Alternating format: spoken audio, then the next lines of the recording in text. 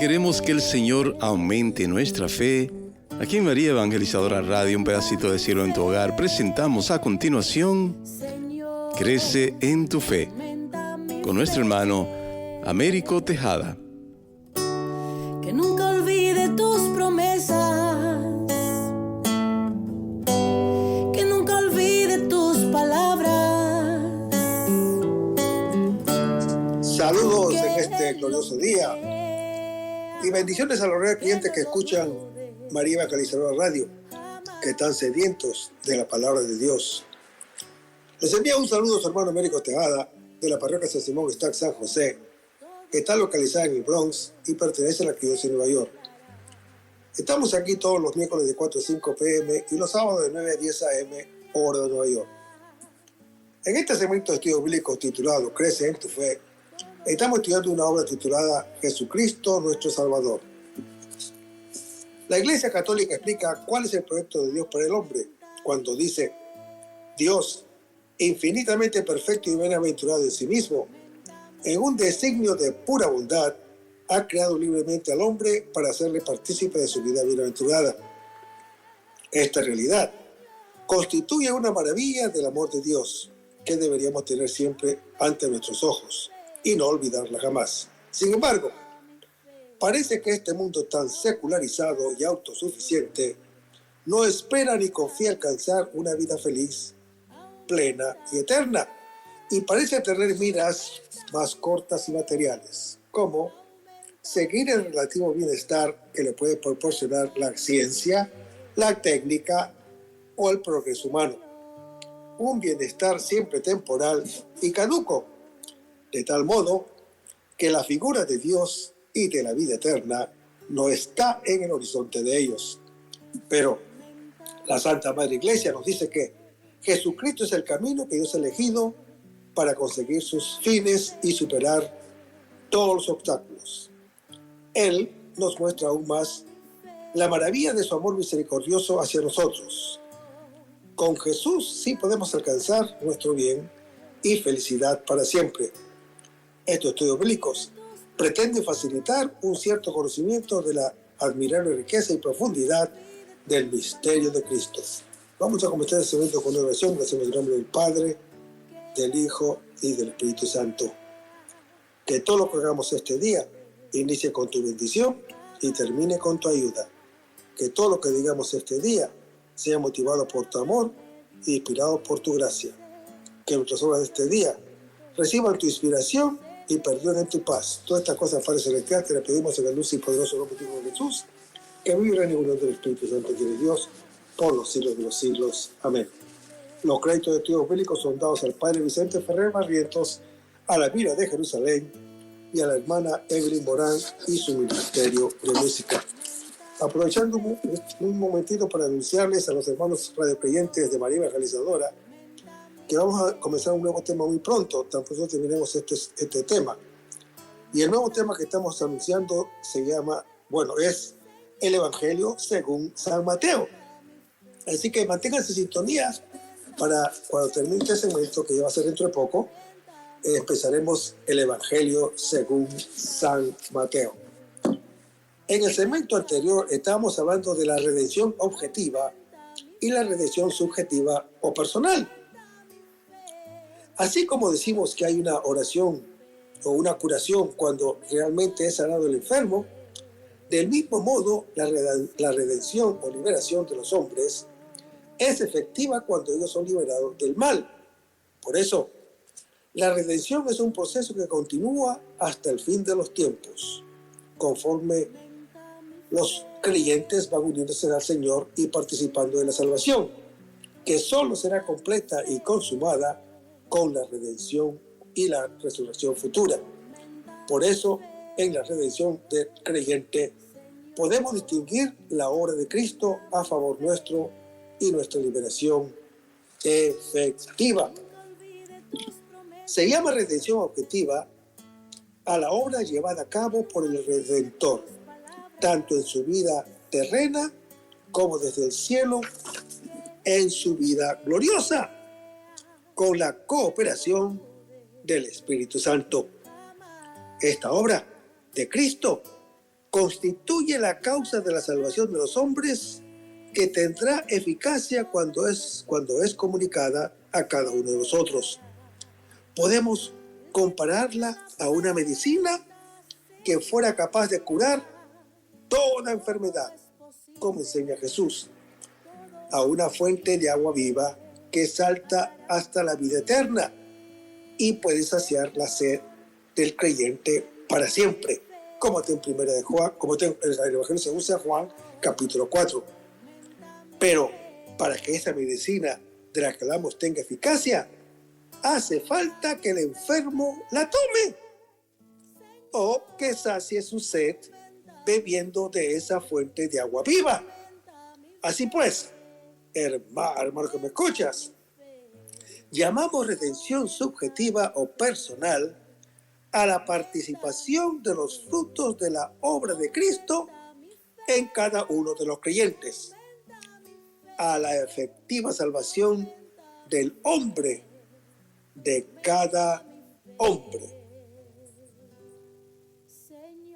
Veamos ahora el carácter eficiente de la obra de Cristo y nuestra libertad para unirnos a Él. Carácter eficiente de la obra de Cristo. Jesús no solo mereció en su vida terrena que Dios Padre nos otorgue la gracia que quita el pecado y nos reconcilia con Él, sino que es el mismo Cristo, resucitado, glorioso y Señor a la derecha del Padre, quien nos comunica esa gracia. En efecto, la salvación de cada uno de los creyentes procede de nuestra cabeza, como la vida de los sarmientos procede de la vid. Ya dijimos que Jesús resucita en espíritu vivificante, como está en 1 Corintios capítulo 15. Esto es, con poder vivificador y o santificador sobre los creyentes. Hermanos, la vida divina que llena totalmente a Jesús está destinada a ser comunicada a los creyentes por el Espíritu Divino que enviará. El efecto salvífico también depende de nuestra libre aceptación del don divino para unirnos al Señor. Aunque Cristo es cabeza del género humano y el principio de la vida sobrenatural de todos los creyentes, su obra redentora no se nos comunica inmediatamente por medio de la naturaleza humana, como sucede con el pecado de Adán, sino por un nacimiento espiritual por el que libremente nos incorporamos a Él. Entonces, Jesús se hace para nosotros sabiduría, se hace justicia, se hace santificación y redención, como lo dice el apóstol Pablo en su primera epístola a los Corintios, capítulo 1. Entonces, hermano que me escuchas, participamos de su sabiduría, participamos de su santidad. Entonces, somos redimidos y dejamos de ser esclavos del pecado.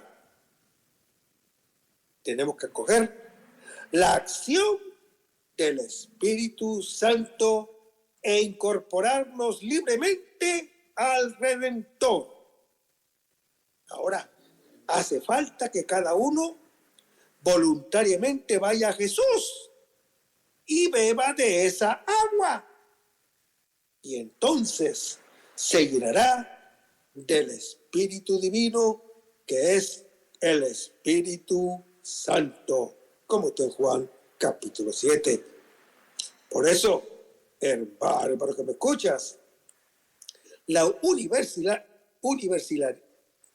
universalidad de la redención no significa que todos los hombres se salven. De hecho, Cristo ciertamente es el redentor de todo el género humano y por la acción del Espíritu Santo ofrece a cada creyente la salvación. Pero el hombre puede rechazar la gracia que le ofrece o que se le ofrece. Así dice la Escritura: vino la luz al mundo y los hombres amaron más las tinieblas que la luz, como está en Juan capítulo 3. Y vino a los suyos y los suyos no lo recibieron, como está en Juan capítulo 1. Hermanos, sabemos que Jesucristo es la fuente de toda gracia y que una causa eficiente para producir su efecto debe tener algún contacto con el sujeto sobre el que actúa. En concreto, hermano que me escuchas, la humanidad de Cristo es el instrumento unido a la persona del Verbo que nos comunica la vida sobrenatural.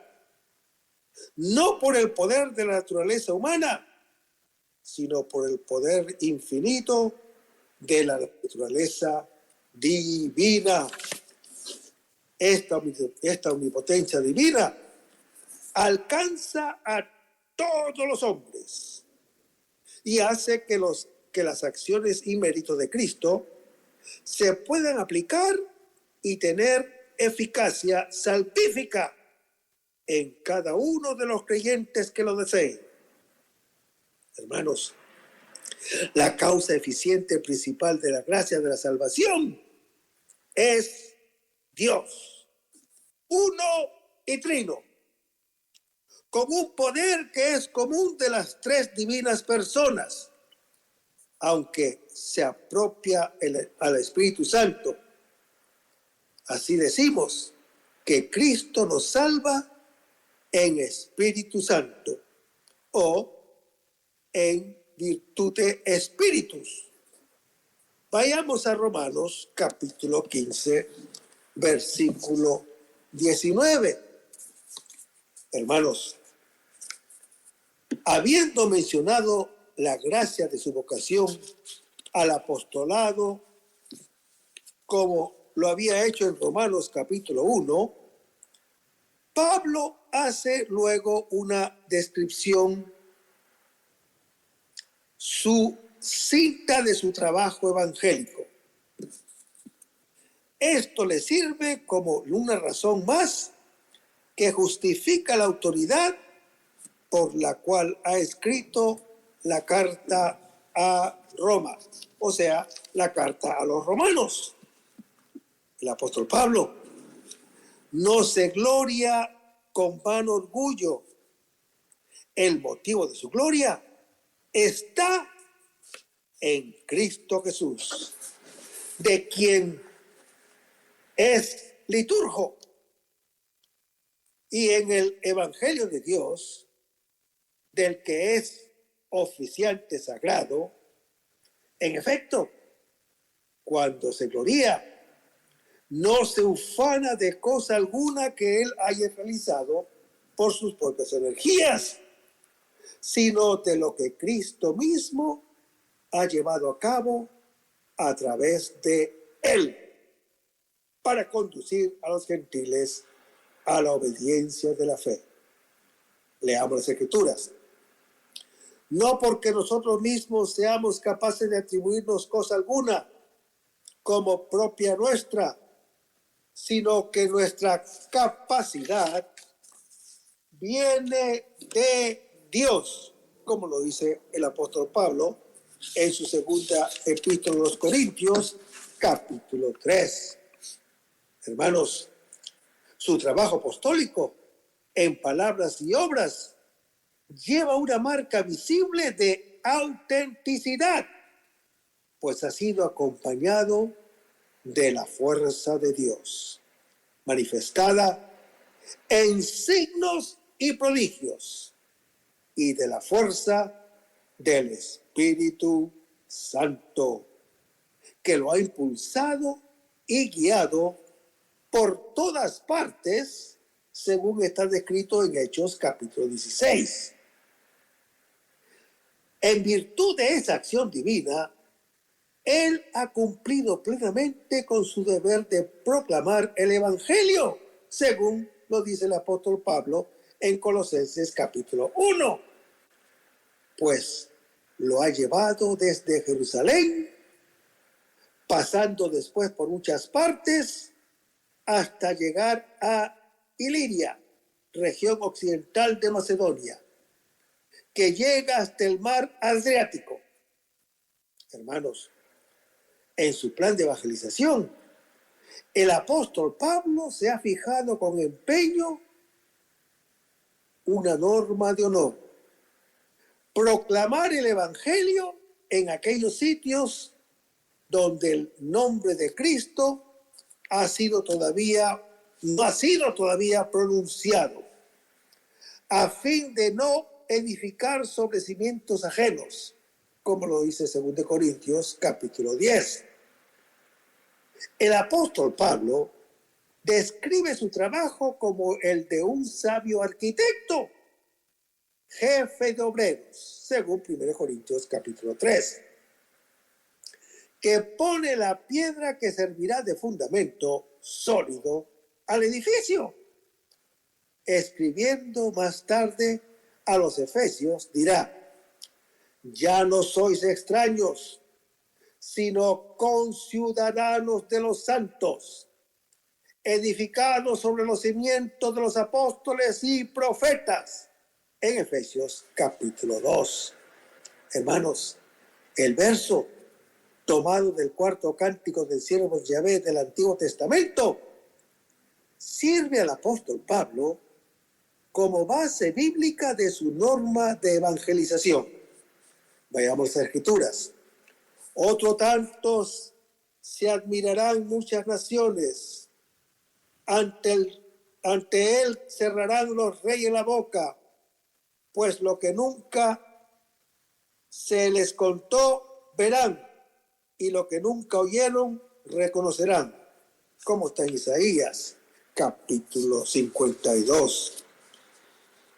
El profeta Elías describía la admiración atónita de reyes y naciones ante los sufrimientos del siervo de Dios.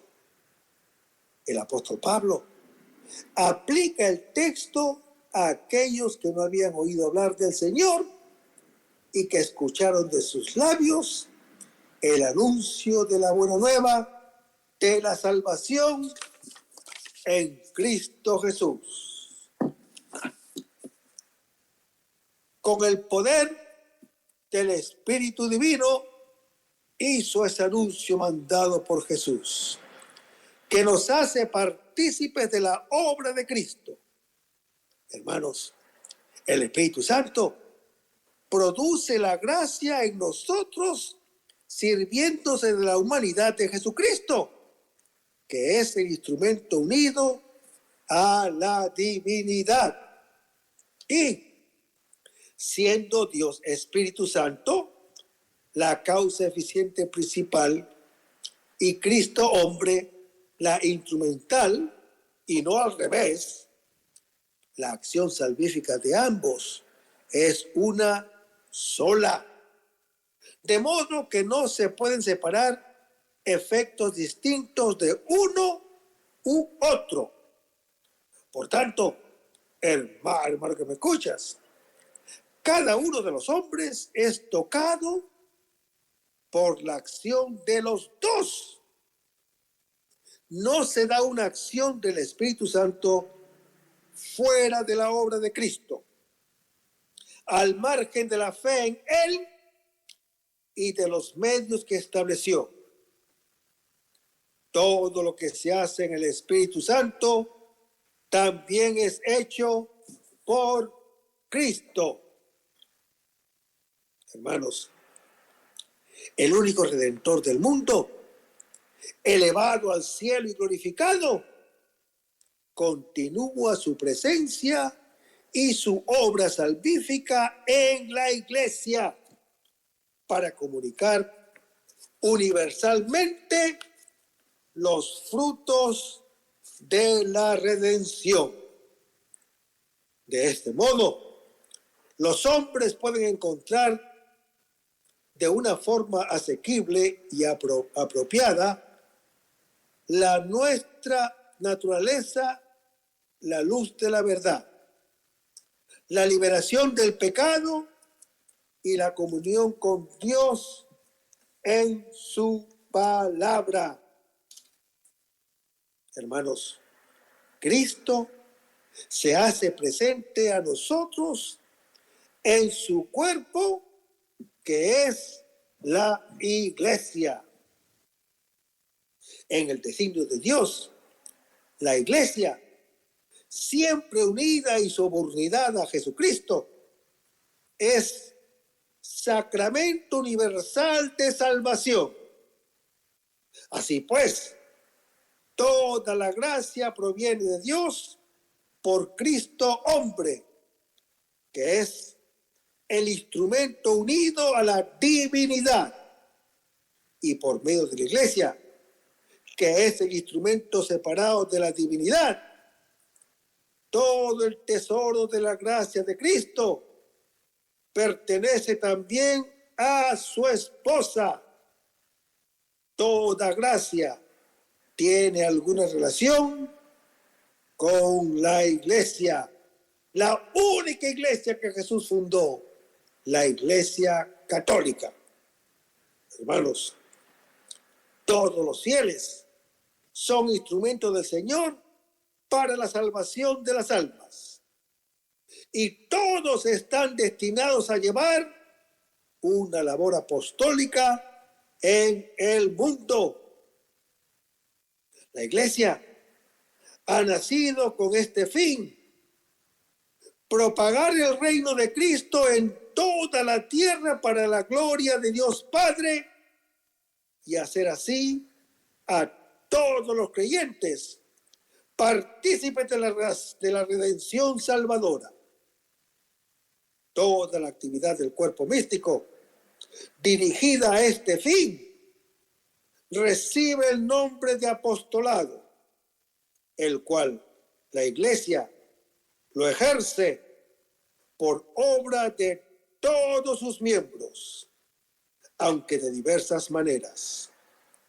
La vocación cristiana es, por su misma naturaleza, vocación también el apostolado.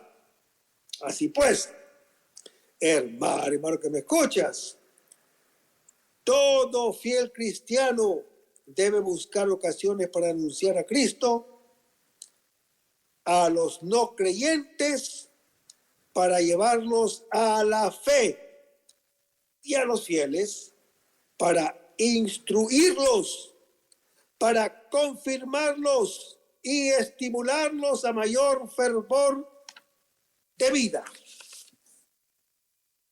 Hermanos, la unión con Cristo mediante la fe viva, el inicio de la unión que podemos tener con Cristo en este mundo, es por la fe, que es nuestra libre acogida y aceptación del Señor. La fe que infunde el Espíritu Santo es en el alma, es también necesaria para aceptar y participar de la obra de Cristo. Nadie se puede salvar sin la fe. Repito, nadie se puede salvar sin la fe, que es el fundamento, origen de toda justificación, como está en Hebreos, capítulo 11, versículo 6. Hermanos, por medio de la fe, el creyente adquiere una certeza firme respecto a las promesas divinas y una posesión anticipada de los bienes celestiales. Esta fe, que es necesaria para la salvación, incluye en primer lugar la confesión de Dios como creador de todas las cosas. Leamos las Escrituras. La fe es garantía de lo que se espera, la prueba de lo que no se ve. Es el pueblo en camino. Leamos las Escrituras. Así pues, hermanos, hemos recibido de ustedes un gran consuelo, motivado por su fe, en medio de todas nuestras congojas y tribulaciones, como está en 1 Tesalonicenses, capítulo 3. Esta esperanza no desaparecerá si se conserva la fe. En medio de las persecuciones, se adherirá a la seguridad que se apoya en Dios. Esta fe es una anticipación garantizada de los bienes celestiales futuros, según Hebreos capítulo 6. La fe es el comienzo de la salvación del creyente, puesto que sin la fe es imposible agradar a Dios y llegar a participar en la condición de sus hijos. Nadie es justificado sin ella. Y nadie, a no ser que haya perseverado en ella hasta el fin, según Mateo capítulo 10, obtendrá la vida eterna. Según las enseñanzas de la Escritura, por la fe en Cristo, alcanzamos la justificación. Por la fe en Él, habita en nuestros corazones, según Efesios capítulo 3. Y por ella somos hechos hijos de Dios, según Gálatas capítulo 3, versículo 26. Hermanos, somos hijos de Dios al estar y por estar en Cristo Jesús. Somos hijos en el Hijo y lo somos por la fe y el bautismo. Ahora, fe y bautismo ni se oponen ni se excluyen. Antes bien, se armonizan y coordinan, como están Hechos, capítulo 2. Hermanos, la fe es el punto de partida para quien ha creído. Acepta ser bautizado en Cristo. Y ser bautizado en Cristo es ser sumergido en Cristo, que muere para resucitar con Él a una vida nueva, según Romanos capítulo 6. Y la Escritura dice que revestirse de Cristo es una imagen que equivale a la de ser sumergido en Cristo. No se trata solo de un revestimiento exterior, sino de una unión profunda y una real transformación interior que hace del bautizado un hijo de Dios, en referencia a Romanos 13 y Efesios 4. La imagen expresa algo más: revestido de Cristo. El bautizado debe vivir una vida nueva, animado por el Espíritu Santo que habita en él o en ella y le hace producir fruto de justicia y santidad. Hermanos, la incorporación, pues, a Cristo Jesús, que es el Hijo de Dios, nos hace hijos de Dios por participación intrínseca y ontológica.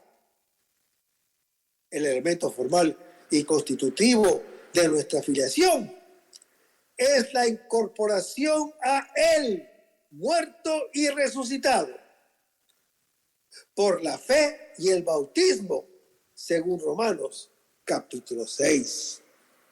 Ahora, dos aspectos se siguen a la incorporación en Cristo. Primero, todos vosotros sois unos en Cristo Jesús.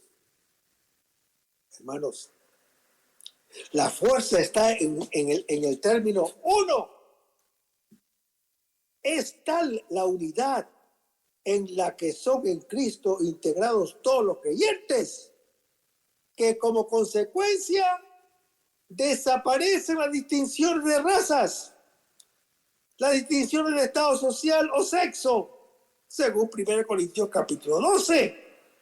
Hermanos, ante Dios todos sus hijos son iguales.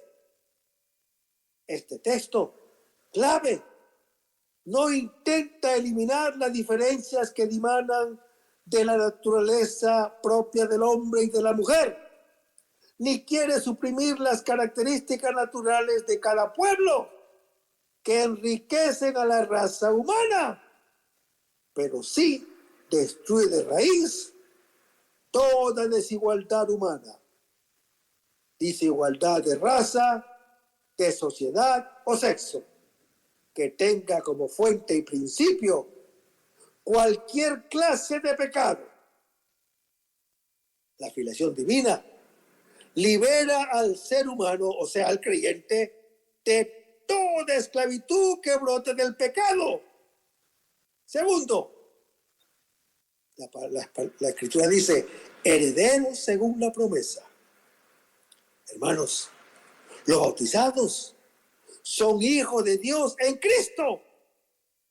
Y si están sumergidos en Cristo y revestidos de Cristo, son el mismo Cristo. Como consecuencia, los creyentes no son como los creyentes son como Cristo, la verdadera descendencia de Abraham, y por tanto herederos de acuerdo a la promesa, como está escrita en Romanos capítulo 4.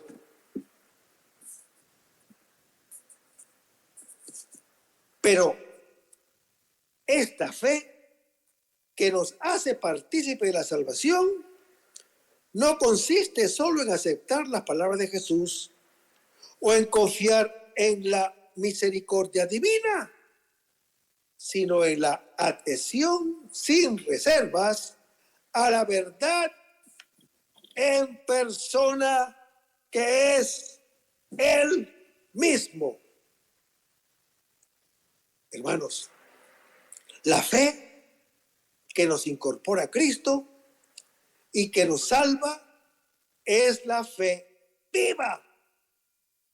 La fe que obra por la caridad, según Gálatas capítulo 5. La fe acompañada del arrepentimiento de los pecados y de obras para cumplir la voluntad de Dios, como está en Santiago capítulo 2, versículos 14 al 26, donde dice que con una argumentación cíclica y reiterada o repetitiva, se afirma que una fe sin obras no puede salvar. Esta enseñanza se encuentra en perfecta continuidad con las palabras de Cristo. No todo el que me dice Señor, Señor entrará en el reino de los cielos, sino el que hace la voluntad de mi Padre que está en los cielos, como lo dice el Señor Jesús en Mateo capítulo 7. Manteniendo el tono de diálogo, Santiago aduce a continuación 3 ejemplos para mostrar la necesidad de las buenas obras. Los demonios creen en Dios, pero ese conocimiento es estéril. Abraham creyó con obras y es modelo y padre de todos los creyentes. Una pecadora, Rahab, la meretriz, se salvó por sus buenas obras. Para el apóstol Pablo, las obras no tienen valor alguno sin la fe en Cristo, que es quien justifica al pecador. Veamos las Escrituras. ¿Dónde está entonces el derecho a glorificarse? Queda eliminado. ¿Por qué ley? ¿Por las de las obras? No, por la ley de la fe. Porque pensamos que el hombre es justificado por la fe, independientemente de las obras de la ley, como está en Romanos capítulo 3. Pero la fe después obra por los actos de misericordia, o sea, la caridad. Leamos las Escrituras. Porque siendo de Cristo Jesús, ni la circuncisión ni la incircuncisión tienen la eficacia, sino la fe que actúa por la caridad, como está en Gálatas capítulo 5. Y cada uno será juzgado según sus obras de misericordia. Leamos las Escrituras. Para el día de la ira y de la revelación del justo juicio de Dios, quien dará a cada cual según sus obras, a los que por su perseverancia en el bien de quien busquen gloria, honor e inmortalidad, vida eterna, como dice el apóstol Pablo en su epístola a los Romanos, capítulo 2. Si un hermano o hermana están desnudos y carecen del sustento diario, es la misma doctrina de 1 de Juan, capítulo 3. Leamos. Si alguno que posee bienes del mundo ve a su hermano que está necesitado y le cierra las entrañas, ¿cómo puede permanecer en él? ¿O en el amor de Dios? La doctrina cristiana llama también fe muerta a la de quien está en pecado mortal. ¿Por qué? Privada de la esperanza y de la caridad, la fe no une plenamente al fiel a Cristo, ni hace de él un miembro vivo de su cuerpo. El magisterio de la Iglesia, el Concilio de Trento, enseña que cuando la justificación, recibida gratuitamente en el sacramento del bautismo, va cobrando aún más fuerza mediante la correspondencia del cristiano a la gracia, a través del cumplimiento de los mandamientos de Dios y de la Iglesia. La unión con Cristo resucitado por la participación en los sacramentos de la Iglesia quiere decir que los sacramentos son los medios sensibles que el Señor ha establecido para que los creyentes entremos en comunión con Él y hacernos partícipes así de su obra redentora. Sentado a la derecha del Padre y derramando el Espíritu Santo sobre su cuerpo, que es la Iglesia. Cristo actúa ahora por medio de los sacramentos, instituidos por Él para comunicar su gracia. Estos realizan eficazmente la gracia que significan en virtud de la acción de Cristo y por el poder del Espíritu Santo. Señalaremos ahora solamente algunos de ellos. El bautismo es el sacramento del nacimiento a la vida sobrenatural. Es la puerta de la nueva vida en el Espíritu Santo que Cristo nos ganó, que nos hace hijos de Dios, que nos libera del pecado, produce la unión del creyente con el Señor, nos hace partícipes de su muerte y resurrección y, al unirnos a Él, produce la unión de cada bautizado en su cuerpo místico. Sin bautismo no hay unión con nuestro Salvador, ni podemos tener vida sobrenatural. Por eso es necesario para la salvación.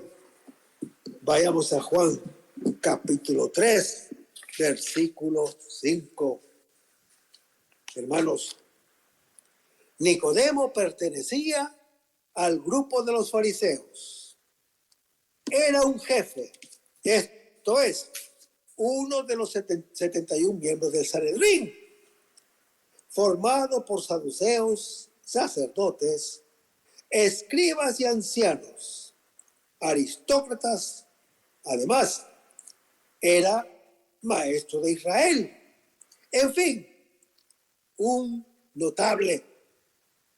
Desde el principio, Jesús quiso traer así no solo a rudos pescadores del lago, según Marcos capítulo 1, sino también a notables de Israel, conocedores de las Escrituras, como Natanael en Juan capítulo 1, Nicodemo en Juan capítulo 3, y también dirigentes del pueblo como José de Arimatea en Juan capítulo 19. Ahora, Nicodemo se presenta a Jesús de noche. Los judíos preferían la calma de la noche para el estudio de la ley. Es posible que Nicodemo venga de noche para gozar de soledad y conversar más tranquilamente de cosas religiosas. Pero en el cuarto evangelio, tiniebla y noche son además términos teológicos que se oponen a la verdadera luz y al día, según Juan capítulo 9. El adverbio, pues, de noche, debe encerrar un sentido más hondo. Nicodemo se muestra abierto al mensaje de Jesús, pues viene a él, pero viene de noche. Es decir, su entendimiento está en tinieblas respecto de Jesús. De él dependerá dejarse iluminar por Jesús, que es la luz, según Juan capítulo 1. Y de esta manera, establecerse en la claridad del día. Nicodemo se dirige a Jesús llamándolo Rabí. Este título, en labios de un doctor judío, significa que tiene a Jesús por un conocedor y maestro de la ley y los profetas. El plural, sabemos, indica que no solo Nicodemo es de este parecer, sino que otros compañeros participan de la misma opinión. Han visto los signos, lo han escuchado y se dan cuenta de que en medio de ellos está un maestro enviado de Dios. Y por tanto, la doctrina que él enseña tiene el sello de una autoridad divina. Hermanos, Jesús, situándose en un nivel superior, hace escoger a Nicodemo entre todo o nada, entre nacer de nuevo para participar del reino de Dios o ser excluido de él.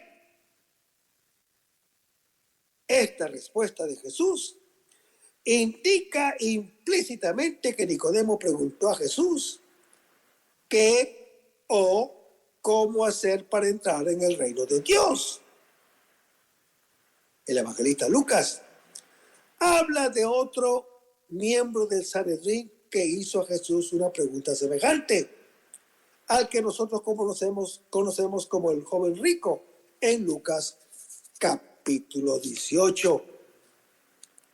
Jesús invita a Nicodemo a superar el marco de la ley, hasta llegar al manantial mismo de la vida, al don del corazón nuevo y del espíritu nuevo, del que hablan los profetas en Ezequiel capítulo 36 y Jeremías capítulo 31. Escritos que Nicodemo conoce muy bien,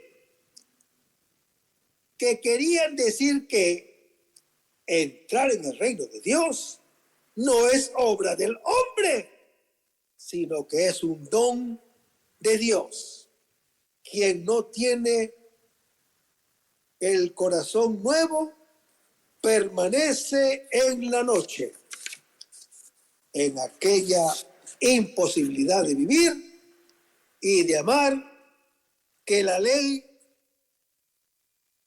denuncia.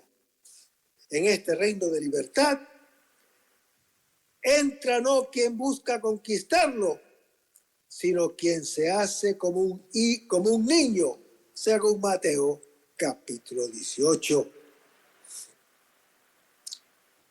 Hijo en el Hijo, la expresión si alguno no naciere, declara una necesidad universal.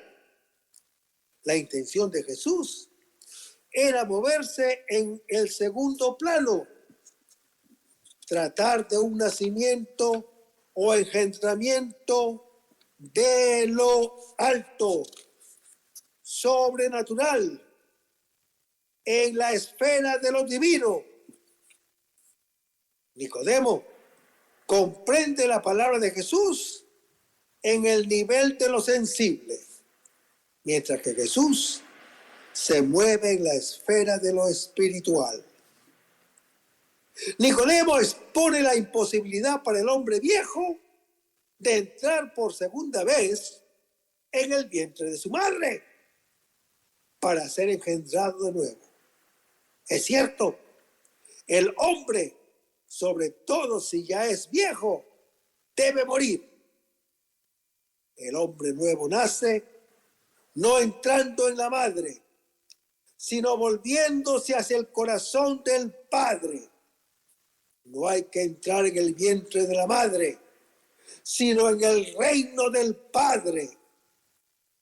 La generación de la que Jesús habla no es de la carne, de lo que está aquí abajo, sino de lo alto. O sea, hermano que me escuchas, del Espíritu Santo.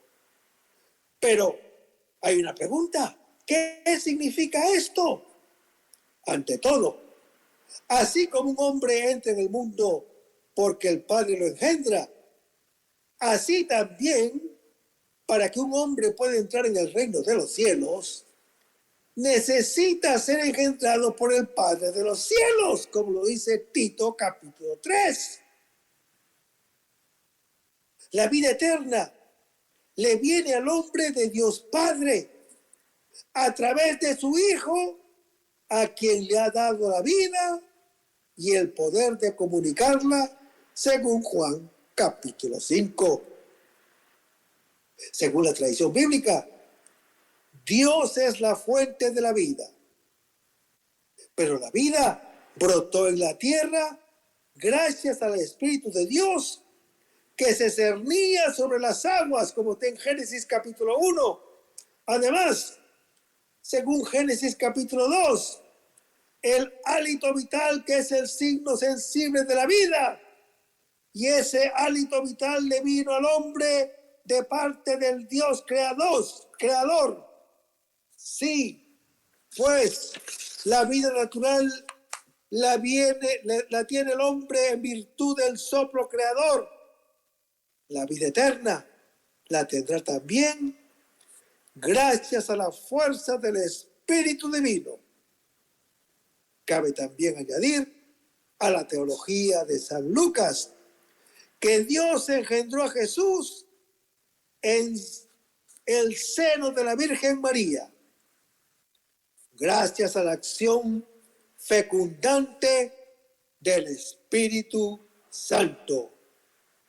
Fuerza del Altísimo, como está en Lucas capítulo 1. Así también, hermano que me escuchas, todo hombre, para tener la vida eterna y ser hijo de Dios, debe ser engendrado por la fuerza del Espíritu Santo. Por tanto, esta generación por el Espíritu Santo no se refiere solamente a una efusión escatológica del Espíritu de Dios, sino también a la acción íntima y fecunda del mismo que comunica vida eterna. Hermanos, la mención explícita del agua ha suscitado un problema especial.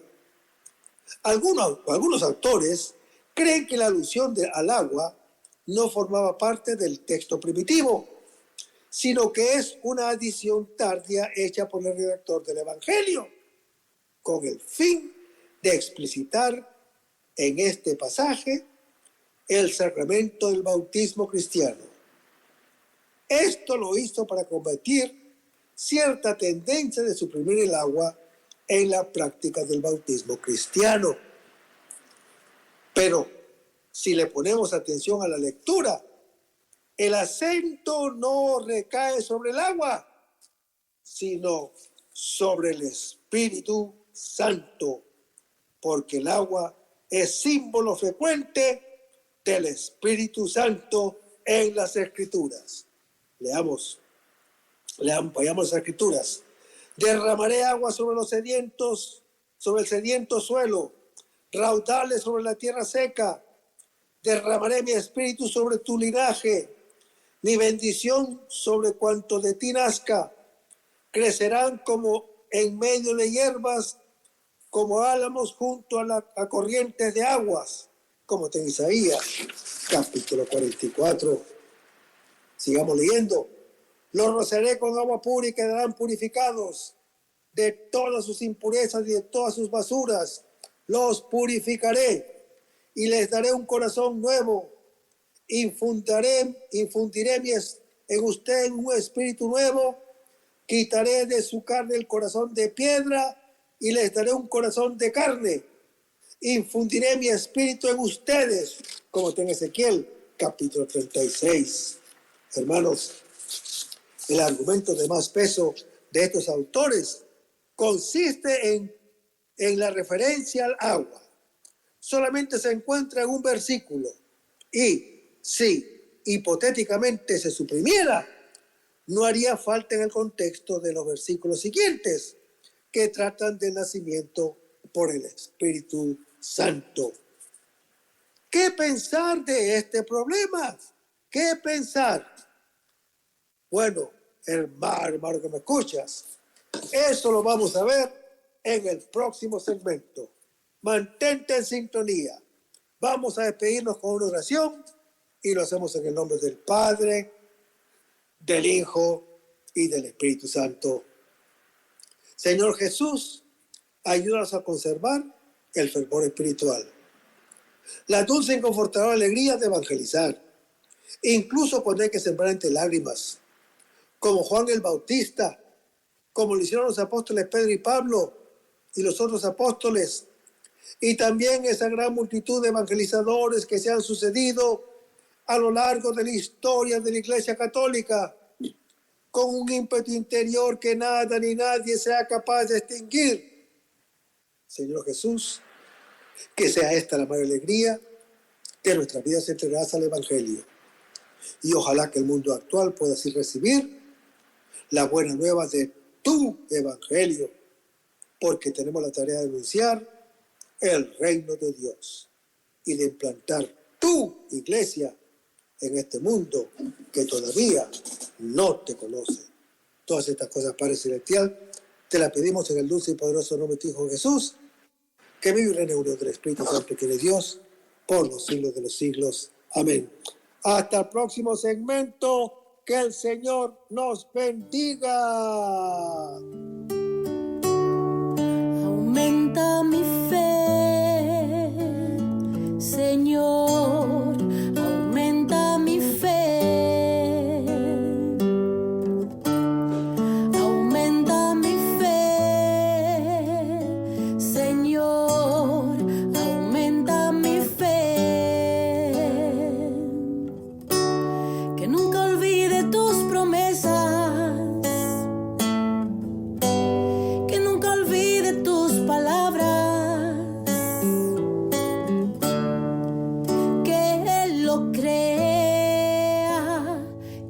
lo dude jamás. Tu palabra me dice, todo el que pide se le dará. Y el que toque a la puerta se le abrirá. Todo es posible, todo es posible para ti, Señor. Aumenta mi fe, Señor, aumenta mi fe. Aumenta mi fe, Señor, aumenta mi fe. Aumenta mi fe, aumenta mi fe, aumenta mi fe, aumenta mi fe, aumenta mi fe, aumenta mi fe, aumenta mi fe, aumenta mi fe, Señor.